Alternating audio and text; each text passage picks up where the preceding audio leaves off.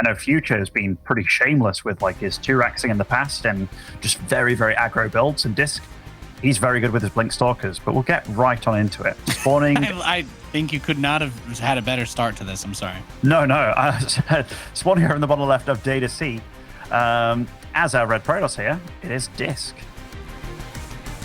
Noise. His opponent on the right side of the map in blue, going for a little proxy action. He is Future. Actually went back in time to play StarCraft because he missed the heyday of it, and he got lost. That's canonically the truth. Just got stuck here. Now he just has to play StarCraft 2 with us here forever. It's beautiful. Look at this from Future, by the way. And this is kind of one of the things that I think makes him a bit scary. I remember when he was first coming up, I was like, man, if there's one player that Future must like, it must be Euthermal. Because I was thinking that Euthermal's a scary player, right? Like, he was the guy that was proxy 4x in Zergs and doing it kind of like in their base and stuff for a while. Like, just kind of a YOLO Terran back in his day. Whereas Future, yeah, he's definitely got a lot of sharp builds, a lot of sharp timings. I won't be surprised if this turns into, I was going to say like a one base all-in play from here. Proxy Thor, what do you think? I'm kind of thinking Proxy Widowmine drops. Okay, yeah, that's probably a little more reasonable, a little bit less insane. And I mean, Proxy Thor is awesome. Don't get me wrong, I love that build. If the opponent doesn't see it coming, I mean, it will kill everything. But the probe, he knows immediately that something is afoot. There's no barracks in his base, and typically, I think the other side of this is that for most Protoss players, when the barracks gets proxied, it is usually like that single Reaper meme thing, and then the factory is almost always built to finish off the wall. So the fact that the factory hasn't started yet, he should immediately know everything's being proxied. And I like that you bring up Masa, because I don't know that Future does this, but if it was Masa, you'd almost expect that he'd actually built it in the bottom right corner and just hit it, like he was like just wanted him to think he was being proxied, but he actually wasn't. But anyway, you're totally 100% spot on. Starport's coming in, Widow Mines. It's gonna be a cheeky little drop. I totally didn't mention Masa, but I like that. Somebody mentioned him in the pregame. Maybe Zombie Grub mentioned I don't know. Somebody said his name. I'm not that crazy. Either that or there's a ghost. Zombie Grub for sure. But this gets to see absolutely everything here. Like, he's found the Marines, he's found what's being built, and he's like, oh, you're doing that? Okay. Gets a Robo going down as well. The Zealot, he's like, ha, I got away. But is he gonna? No, that little red dot got splattered over there. Yeah. Well, that's a tough one sometimes. It's a siege tank with this drop too, so I wasn't sure if he was going to try and get a little cheeky Cyclone action, but can of course try to play around the ramp. We know that the tank can be very strong in the early game against the Stalkers, which will be the best response to deal with the medevac. So it's kind of just an awkward situation, as some of those Marines up front are very weak, and he does get the Widowmine. Good micro there by DisK to pick that off. And now, as Future waits for that tank to finish up, it's going to heal these Marines. And if you're DisK, like, are you sweating this? What's the response here? He does have to get back up into his main. He doesn't have Blink, so. He doesn't have Blink, and that is one juicy pile on the left side, but Future's going for the probes instead, kind of going for everything else but that pylon. Now he's in a bit of a risky spot here. He's going to get mineral warped by a lot of probes. Nice evacuation by Future. You know what I think Future was hoping for? I think he was hoping that DisK went for a high ground gateway and cybernetics core over here, like to block off where the Reaper jumps up, because that would have been a really nice build in position against it, but he's going to start moving on over. He's being so safe about it, look. Yeah, it would have been really, really sick to grab that. There is a shield battery in the natural, and now an Immortal is also out, so needs to make sure that he has the damage to kill the Immortal if it dives the tank, because he's just going to keep pushing. I actually like this, that Future did not siege immediately so that the Immortal couldn't use the barrier to punch through all of it. And now with 2 tanks to stagger, that's actually really nice too. And even the Viking damage, if he's juggling that and the Immortal isn't popping it, the DPS versus the Stalker and the Immortal is pretty wild. So I'm kind of liking this attack by Future. He's bringing the aggression early. And DisK, on the other hand, if he can find a way to hold this, he does have a probe in the natural, so he could try to do a counterattack down the line, but that's, I don't know if we're even going to get there. Beautiful drop again in the main. Like, he's really abusing the map very well. And again, mineral walking with these probes, avoiding the surround, and yet again, Future's playing a really good one-base game here. Like, and again, going into this series, this is something that DisK had to be aware of. That that was so close. Sorry, I got excited there, but yeah, Future is capable of all these kind of crazy, kooky builds, and it's great to see him pulling it off here. I think the only thing that's kind of stressful about this is the Prism is going to start to be built. DisK does have both of his bases. He's lost some workers, but for him, he just needs to get to a place where he can survive against this. I think with the Prism, maybe he drops something on the low ground and tries to surround this. But if you're Future, that bunker is such a great bulwark, and now the Liberator on the ramp just makes this increasingly more difficult to punch through. Zealots walk straight into it. They're going to get chewed up. The overcharge gets baited as well. And now a third siege tank to lock this ramp down. And he could lift the Vikings up here too if he gets this. And he's definitely going to be doing that. Look at that as well. Like, shield battery's gone. The shield batteries are also like almost super drained. There is one new one coming out here. Where'd the Warp Prism go? Okay, it's hiding. It's playing hide and seek with these Vikings, and that's exactly what it has to do. He is going to go for the reinforcements. That's a nice move with that Warp Prism. Huge grab on the fourth tank rallying forward. The Natural is still under a lot of fire, and this is a situation you still got to be careful if he drops the Immortal like onto the tanks, but instead he's going to come over and just say, this is your production. You cannot do anything else without these buildings, so I'll try to hold this down. But giving up the Natural, turning this into one base versus one base is still very stressful in TVP, because you know that Mule, he is still going to be pulling in the money if he can secure his production, but I guess he may not be able to. What a weird game this became, huh, Ben? It definitely is. Immortals are damn good, but even though he's doing good and cutting off the reinforcements, I'm not even sure Future needs them at this point. Like, that is a scary-ass army. Are they the only two shield batteries here at the front door? Like, you can't pull probes against this. They're going to get smashed by those tanks, but he's bringing back the Warp Prism here with the two Immortals in. This could be it, though. If he gets on top of those tanks, look at that. Lovely juggling. Yep. Lost juggle everything. Action. Yeah, I think exactly with the Stalkers being dead, even if he juggles the Immortals, this is where you just siege the Liberator over the mineral line sometimes, too. Or I guess he can also use it to chase down the Prism if he wants, but two sentries are trying to be warped in to cut the ramp off, and I don't think he's going to be able to get that without Stalkers. I mean, this Liberator again could just siege over it. So he's going to bring the Prism back one more time, pull the rest of the probes. There is the overcharge on the battery. Immortals hanging in there so far. One of them does get popped. Second one will kill the first tank. There's still one more on the ramp. Immortal is actually at full shields and health, but he lost 25 probes to Muslim, so he's super dead. Yeah, saddest Protoss eco of all time here. One guy on gas. In fact, let's have a quick look. Look at the income tab if you want to feel pain. Yeah, that is... Knowledge can hurt at times. Well, you know, this is always kind of demotivating if you're a Protoss player, 'cause it's like, oh no, is the Warp Prism going to die as well? It is, isn't it? That's it. Womp, womp. And he's building stuff back home too, so he's like, okay, I'm going to get just a couple naked barracks so that I don't instantly die to something coming into my main. And the Widow Mine's going to pop the sentries. Marines get the other one. The Stalkers are actually still so low too if he can focus those. But dancing around that Immortal. Well, that's filthy. Can you actually is he dodging the Immortal shot? Sort of, but I mean, DisK, he's doing what he can here. But he's got a long way back, and I mean, resources lost tab is pretty close. It's just one guy's lost 36 workers, the other guy lost 2.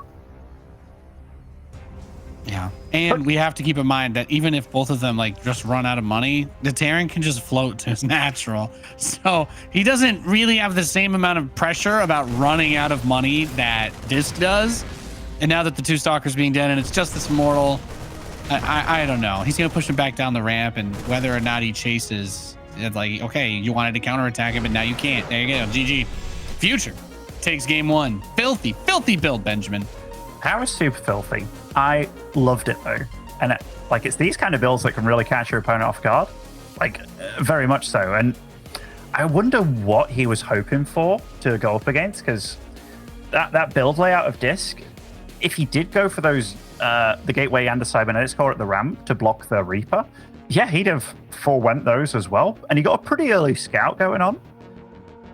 Nice play out of Future, honestly. Some nice medevac micro as well. It was pretty it was pretty gutsy to fly into the main as many times as he did with those Marines, but every little bit of damage that he did, he got away with it. And then that medevac, so close to dying, and kept it alive as well. Really, really cool game, but I think that's a map that you can't do that on every time. I say that, but I'd love to see him try, just because of, you saw him, right? He went out to the proxy, but then it's like, oh, you came out to the proxy? I'm just going to drop into your main, like right there. And it's like, holy crap, yeah. The getting in there and getting out of there was way easier for Future. I think that map is it's just another great example too of the way that you can use these maps where you have these big gaps over between the main and this just outside spot.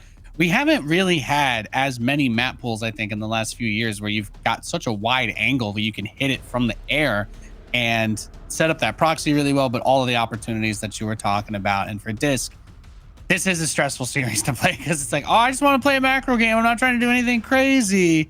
Future says, no. If I can pressure you like this and kill you, I'm going to. And I wouldn't be surprised to see something aggressive out of him in game 2. Maybe not a proxy. We'll see. I think there's some similar features on this map he could try to take advantage of, but time will tell. There's no ramp into the naturals, so maybe just like a little bit of a later tank push. We got a lot of options. Yeah, like this map, I like this map for a lot of reasons. Like I do think it is a Terran map to feel comfortable on, but we'll introduce the players before we get into that. Spawning over in the bottom right, as I've read Protoss here, it is DisK. And spawning in the top left as the blue Protoss player, he is Future. Protoss, eh? Did I call him a Protoss? Yeah, you definitely did. I know it's really late over there for you, but I'm not immune to it either. I'm not immune to it either, it's Ben. That magic coffee, not coffee thing you had earlier. Yeah, well, it was just a regular coffee. I just put something in it. That's all. But, Not the spiced pumpkin latte with like 3 extra. No. It was. I'm slumming it right now. Okay, it was a pumpkin spice coffee Keurig cup, so I'm also destroying the environment while having crappy coffee. But you're as bad as zombie grub. You're as bad as zombie grub. You know, that was like 8 hours ago now. You know, I'm allowed to be slightly delirious. I'm not drinking another cup of coffee. You can't make me. Nobody can teleport into my room and force me to consume caffeine. By the way, it's not happening. I love this from Future again. So this map, right? There's obviously that that back hidden expo kind of thing. Now DisK might scout it again, but after just getting proxied in the way that he did, there's a chance that he might not, and he's going to be scared about it happening again. But you know, he's going to put 2 and 2 together. It is a CC first, though. CC first. He's gone with this, and that's really, really important to scout too, because it goes from I'm getting cheese to wait, my cyber core is about to finish and my opponent does not have a barracks done. So for Future, he starts up 2 more racks in his main, and this command journey should be able to finish without too much more difficulty, but you know DisK is about to come, bring a bit of harass. On the other hand, Future can just wall off. The Adept won't really be able to do anything, but he doesn't want to spend all that money before he needs to. This feels like a proper Wings of Liberty build, man. Like, it really does. I remember watching Luciferon for the first time against Nazgul back then. Like, that's how long ago. I was like, oh, man, this build Luciferon's doing exactly like this one. Like, CC first, 3 barracks back then, taking an expo, and it was like, oh, my God, you're a magician. But, yeah, I'm already curious about where Future's going to go, because it's like, if you build a bunker at the front, that's all well and good, but this Adept can still get beyond that and be a bit cheeky, and might not even be able to get that bunker up. Honestly, this build... It's weird. I haven't really seen much like it for a long time. And maybe DisK is just going to super punish him, man. Like, maybe this is just one step too far. But if he can get out of this situation, he's going to have a scary amount of bio units. There are so many questions, Benjamin. And in fairness, I get why we don't want to be like too harsh on him. But this bunker was never going to really protect anything. Like, he could just send the Adept past pretty easily. I think that's why he went for the Adept. And then, of course, the Stalker, especially if it's not full and there's a chance to kind of run around and be annoying and troll him, then I think he can go for that too. But there's no wall into the main. He's built that back base, so he just has this huge distance he needs to go between either of his bases now to deal with that. So even if DisK doesn't commit to it, and it doesn't look like he is, It's still a very annoying spot to be in for Future, and he put himself there. And look at that. Even gets that special deluxe skin on his supply depot on his main ramp. It's beautiful. Certainly is. DisK just eking out a bit of a lead, and I wouldn't be surprised, like with the 3 extra gates, getting Blink on the way. I'd be surprised if this just turns into a good old-fashioned Blink Stalker all-in, because he absolutely can do that. And you might be like, but he's going to be against so much bio. It's going to be bio without medevacs, which means that the amount that you can stim is very minimal. And I think Future, he's probably looking to do like a bio tank. I was going to say a bio tank all-in, but no, he's got the 3 gases running now. He's on that kind of half base in the back there. It's just got 1 gas available. It's going to be a rough one for Future, man. It's going to be a really rough game for him from this point on. It's like you think that all you have to do is just get out stim, get out enough Marines and Marauders, but it's going to be Blink and the Prism. So the amount of control that DisK is able to exert over these units. Now, this can be a downside because all it will really take is one misclick, one mistake, and he extends a little too far. He loses the high ground vision, whatever it is. That can be annoying. But on the other hand, if he blinks and controls this as well as he should, like, just think about it. Pulling SCVs to that bunker, it would be pretty far because it's not next to a base. So there's just so many layers to what makes this difficult, because every SCV that he pulls in advance can't mine. So he's just going to go straight into the main, bypass the bunker completely. There is no stim, focus down the Marauders, and I think this is pretty much exactly what we thought was going to happen once this opening kind of played out. Yeah, Future didn't even go for a tank here. He was like, I'm going to make a reactor for the starport with that factory, which was a bit greedy, but DisK is doing everything beautiful here. He's like, oh, you got a bunker at the front? Yeah, I'll go past it with the Adept, be a bit cheeky at your base, and then I'll blink into your main. He's just doing everything he has to get an edge. Yeah, just everything about this setup was always going to make it very difficult to defend whatever it was. Long term, Stim is done. He's going to come down the ramp, actually getting quite a few kills onto the Stalkers. And if he doesn't lose all the army before the medevacs come out, then this gets to turn into a real game for Future, which I think that is a little bit fortunate for him, if that's how it works out. And on the other side, as he builds his workers, like, what does he even do? Like, he can't fully saturate, right? He can't use a normal amount of workers because it's a half base, that back one. So, yeah, I've got a lot of question marks about what's going to happen from this point, because the Marine Marauder with Stim can trade decently against the Stalkers. So how long does DisK want to just keep warping in and push that? Super saving grace for Future is the fact that DisK's macro back at home, he wasn't making probes at all. Like, at all. So he's only up 8, and it only just turned to 8. He went into Fast Colossus as a follow-up. I think he was super hoping that Future was going to keel over and die, but that fight where he kind of bust down the ramp there caught DisK massively off guard. Now they're both producing their thirds around the same time. All of a sudden, I'm starting to like Future's position again after really hating it, which, yeah, DisK absolutely outstayed his welcome, and I think should have macroed behind it. He did get the robotics bay up so he can make that switch into Colossus, but yeah, it really feels like Future kind of getting away with murder this game as far as the way that this build played out, because he wanted to make it seem like he was proxying, but he was actually being really greedy, and DisK had that cybernetics core first that allowed him to get straight aggressive, but just couldn't really get it done. And the observer sees all of these units moving out for Future. He's even got a battery going up in his main just to be safe. He's going to recall the Prism back as that Viking took a couple shots at it. Yeah, and DisK did go for the back expo, which means that this push out by Future isn't going to be the scariest thing in the world, but he does this game have that Reaper block, which that is, you know, pretty exposed for this kind of tank push. And all these Stalkers, man, they take so much damage from that army, but there is quite a few Colossus on the map. Future has to be careful. That's a lot of AoE available.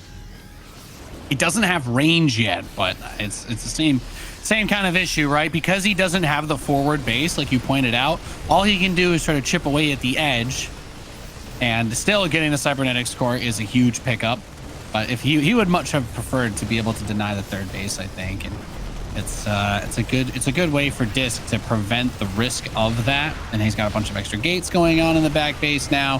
+1 attack is coming in for Future, and what started off as a kind of weird game ends up slowly turning into a macro TVP. How fascinating. DisK is behind in probes now, man. Like, he didn't lose any probes, really, in this game. In fact, 0. He's killed 9 workers, but he's actually behind in workers. That just shows you how much he's kind of slipping up when it comes to producing. Like, his macro is definitely not being super on point this switch. Oh, definitely a bit brutal for him. He's now supply blocked. He does have a few pylons coming online, but it's not the time you want to be getting blocked in future. He's like, you know what? I'm going to get on out of here. Now, this bit of a risky escape, but I do like how he's playing, man. Like, he's up to a decent tank count. He's getting Vikings out as well. Just has to be careful about not taking a big disruptor hit or not land the warp prism in his main. Yeah, his macro has been on point. We got plenty of tanks. The Viking production's rolling. Ghost Academy is finishing up and +1 attack. So I don't know that we have an armory yet, and we don't. But I don't know if that's the most Ghost on the way, though. Puzzle right now. Yeah, the Ghost will be able to supplement whatever else he would have needed from that. EMPs will be huge, especially with the sentries. And that prism, I think you pointed it out, but that's pretty much the only real risk on the field for him. It's got 4 zealots inside, and it's just chilling, just sitting a little ways outside the natural. This is when it gets spicy. This is when my little Terran heart starts getting a bit worried for the Terran, because I'm like, you have all the tools available, but that single warp prism can really make your life a misery. Gets rid of that observer. That was a nice keen eye by him. He does have a lot of supply available. He's got all the depots down, and he's doing nothing but whipping out units. Doesn't have that armory that you talked about. So that means that the longevity of this game for future, it's not his goal. His goal, it looks like, is just to be going across the map doing a big push with Ghosts, which I like, honestly. I think that's a good way to go about it. Yeah, I definitely like what I'm seeing here too. And I think that with this big move out, he's looking to deal some critical damage. The siege tanks and the marauder count can deal with the Colossus. The disruptors, that's going to be purely on his micro capabilities, but that prism just goes in exactly as that army is arriving at his base, and he's not pushing where that 4th is. He's going to be going pretty much for either dropping into the main and kind of supporting that, or just sieging right outside of the natural, but that does open it up for the drop. So a lot of zealots being warped in inside of Future's main base. This is what we were talking about, that scary spot to be in, but with the SCVs, he'll clean that up. And as long as he gets rid of the prism, then the threat is mostly gone, but he's still trying to micro at the front line. Yeah, this is rough. The supplies are a little bit deceiving, because DisK, those Vikings, can't be losing them like that. Shield battery overcharge very prematurely popped here. But losing 15 SCVs and still being ahead in supply, that just means his army's that much tougher. But DisK is now, he's getting the macro powerhouse together. He's able to whip out a lot of units. He's just got to be careful here, because tanks, Vikings, a lot of bio, big EMPs. DisK is doing this really well to buy time. Yeah, and as these tanks inched a bit closer and closer to that cliff on the main base, now Future feels comfortable going for the drop. 3 medevacs of bio stimming inside of his main is a lot to deal with. He's going to try and push the tanks while this is happening, so the rest of the bio has to retreat. The tanks do get killed. Vikings being taken down for the most part. The rest of his forces kind of stuck on the outside, and that drop just moves in towards the mineral line. Can see both of the forges, but I don't know that he's got time to go for a crucial target. Medevac targeted perfectly, and DisK is going to tie this series up. Just a really well done game. Things seemed like they were getting a bit dicey, a little bit back and forth. I see a cat. The invisible man. He literally became a Dark Templar. That's kind of crazy. It's kind of crazy. That's a kind of brutal game for both of them in a lot of ways, because DisK kind of could have clinched it out a little bit earlier there with the Warp Prism stuff and the Stalkers, but got a little bit eager, and I don't think he expected his opponent to move down the ramp like he did. Like, Future absolutely clawed his way back into that and took some good engagements, but it is tricky when you play CC first against Protoss, just because that Adept can do so much damage, which is exactly what we saw. Very curious about what Future is going to do next game. And DisK in the lobby, DisK is a very nice guy, man. He's like, I like that mind game build. It was nice. And I'm thinking, I'm not surprised you like it, DisK. You won against it. Like, I'd be saying the same kind of thing. What a strange game. The way all of it played out, it was like trying to metagame what happened in the first map and then not really landing. And he's actually typing in the lobby right now. He's like, it's the first time a Protoss has scouted that. Said he had a 100% win rate with it. So there you go. Dark secrets from the Necronomicon being revealed live here at DreamHack Masters. DisK's response: guess I'm just built different. Boom. Beautiful. Absolutely beautiful. This is exactly the kind of banter that I know you like to stay up into the dark hours of the night to cast NA StarCraft for to Muslim. I'm just really happy that you get your wish fulfilled. Even DisK is saying, like, it's my inner Terran from HOTS era. Like, like it really was a super old school build. Like, I really felt my inner Lucifron was watching that game and just being like, oh yeah, that's a great build. But yeah, so third map between these two will be Tropical Sacrifice, and yeah, I'm always curious about Future. Like, what build is he gonna whip out next? Because so far he has showcased that he's been very, very build order orientated. Like, we all know he likes to be aggressive. We all know he likes his timings and what have you. But right now he's been like, hey, I'm proxying. And given that I proxied the first game, I'm going to do a CC first on a weird location. I'm really going to try and throw you off. So you can definitely bet that DisK is going into this game thinking, what the hell are you throwing at me this time? Yeah, because it's been a funky one. In the bottom left, we have the red Protoss player, and he is DisK. And spawning over in the top right, representing Team Alpha X, it is Future.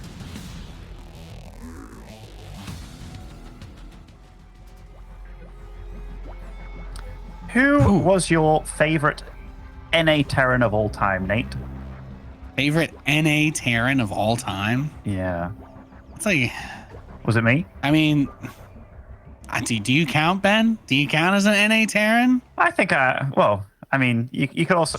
I was going to say, if you include me, you have to include Polt. So no, scratch that. NA Terran. Well, in that is, I mean, look, I'm not going to pretend, you know, Ben, I probably liked watching your games more than Polt's. You did a lot of funky builds.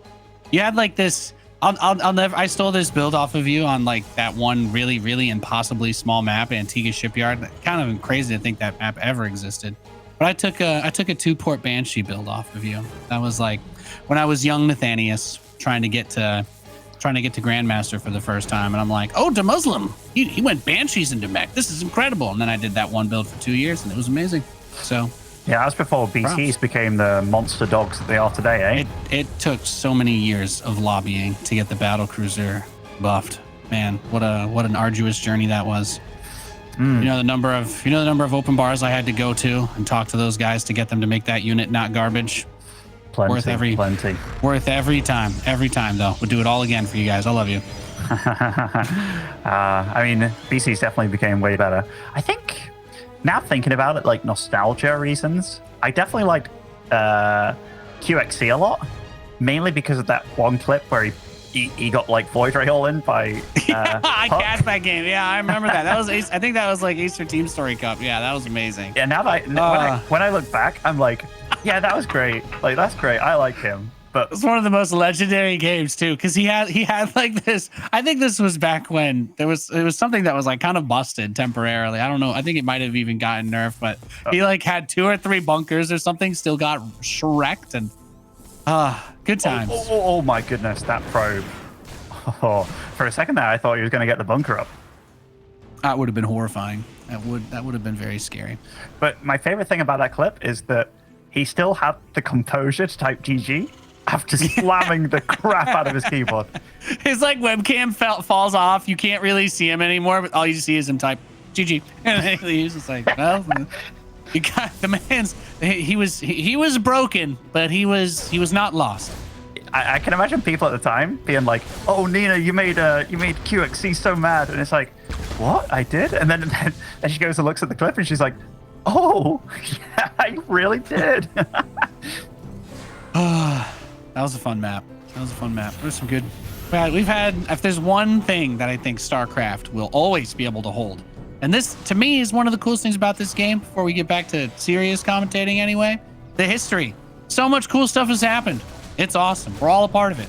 I'm happy to be here. Love you, Ben. Dude, now I'm thinking about old school NA Terrans. Like, I remember Corthon Luck. Do you remember him? Oh, yeah.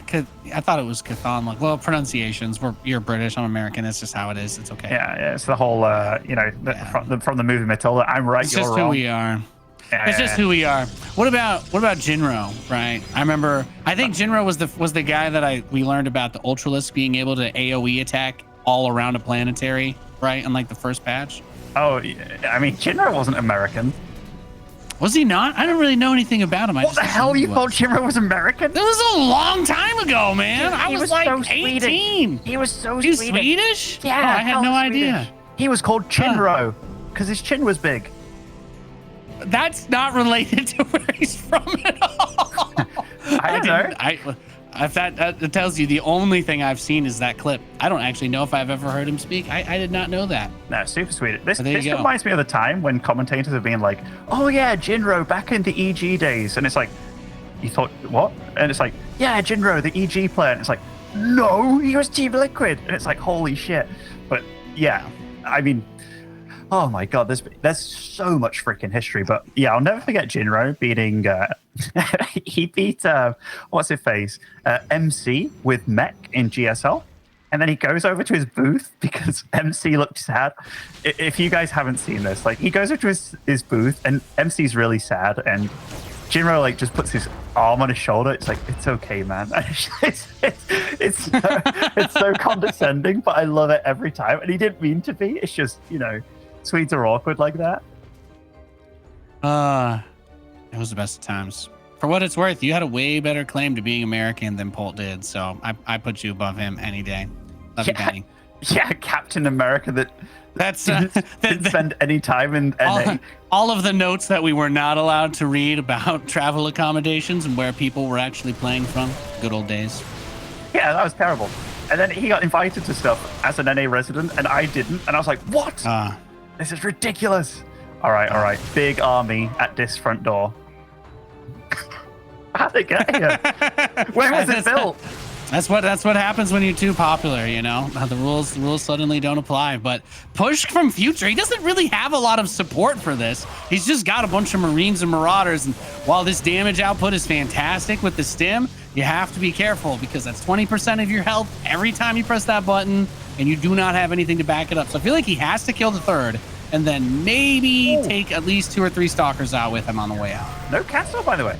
That's a big deal, man. Like I just saw DisK do this little flick thing, and he does that a lot. Like when he's definitely a visually tilting player, but Future, he has no third CC on the way, and he's just like, you know what? We're bringing old school back. He's going up to 5 barracks, man. Yeah, lots bio. Well, I guess if we're kicking it old school, that's kind of cool to see. Big sandwich, let's go. It's an underwhelming sandwich. A little roast beef and turkey. Oh no, it's a sandwich where the bun got ripped the hell off. Soggy. It's like you get handed and they're like you could tell that they put way too much sauce and the bread just immediately loses all structural integrity. It's the worst feeling. Soggy bread. Ugh. That's the worst feeling? Yeah, actually I would put that up there. Yes. Yeah, I'm gonna stand by that. Matt, go eat a soggy sandwich and tell me that's not one of the worst things you can do. A nice sandwich that's soggily, like, soaked in gravy is way better than a stale sandwich. I'm not talking about a French dip, Ben, okay? Totally different category. You know, sometimes you just have to go with the glass half empty approach, you know, Nate, to whatever you're saying. I appreciate that. I mean, this is, I think we're trolling about as hard as we can right now. DisK is retaking the third. He has Colossi. He's getting range, and he's got 2 forgers kicking up. But you know, this is my favorite part about these days. Is we get to like hour 9, hour 10, and it's you know, then we just talk about StarCraft in general, and it gets a little more fun sometimes. You know, this all stemmed from me bringing up Call from Luck, and all I wanted to say was, back then you start off with 6 workers, and you know how you had to like actually put them onto the minerals. He would do it with F1, spam to each separate mineral. It was really weird. Anyhow, we have a big fight going on here. 3 Colossus. This has got a big army, dude. Yeah, and if he you were thinking about the F1 thing, right? Well, Future's he's done a decent amount of damage, but 3 Colossi with range, given how much he's thrown away already in this game. Because I feel like we talked about this, but he went up to 5 racks really quickly. His third is only just now finishing. So I guess it's nice that he's keeping DisK in his base. Like, there doesn't seem to be any counterattack going across the map of any kind. But if Future just keeps, he's one more fight away from overextending and getting counterattack. Look at this. This is very YOLO. He's been spotted. Oh my goodness. One medevac down immediately. Future very visually frustrated here on the camera. Like, this single tank is dealing quite a bit of damage, definitely helping out with his push, but that's 3 Colossus, man. Like, that's no joke. 1-1 is about to finish up for DisK as well. If he's just a little bit patient here, he should be able to clean this up. Look at his bank, man. He can make a lot of units. Yeah, quite a few. I think the only thing that might, honestly, the only thing that looks like it could limit him would be maybe just needs to drop another pylon or two. But he's kept all the units that really matter alive. So getting into the disruptors now is going to continue to make things difficult. It does feel like a very old school TVP. You get the Terran just very much in his face, rallying nonstop, and Protoss kind of on the back foot while they build up this powerful force. It's a nice contrast. Nice contrast like that gateway heavy style that we would usually see from a normal game, but I think that's just what Future is forced by going for that big stim pre-medevac timing. I mean, this is super rough for Future now, though, because, like, whenever you're doing an all-in kind of build, and even though I know he's up to 3 bases now, it's kind of like a fake 3 base. This was kind of like a 3rd base that you had to make, that you had to fall back on, but you hope you did damage before having to fall back to it. Because look at the upgrades. He's on +1 attack. He's not getting the armor. DisK is now getting 2-2. And also, 4 Colossus. He's getting disruptors. Not a single Viking is on the field or being made. Like, he is in such a bad spot here. Yeah, not really much you can do to sugarcoat this. Like, at least the Ghost will be out for the EMP, but this army only beats the army that DisK has if... Like, what spot on the map would DisK have to step into and then get 360 surrounded? Like, maybe right where Future's army is. Future's main base? He goes all the way down. Like, if he goes all the way down and then gets completely surrounded. Is it happening? But it's not happening. No. I mean, this could be a nice little spot to fight in with these tanks. That is a nice ledge to put up. That is so much Protoss. Holy crap.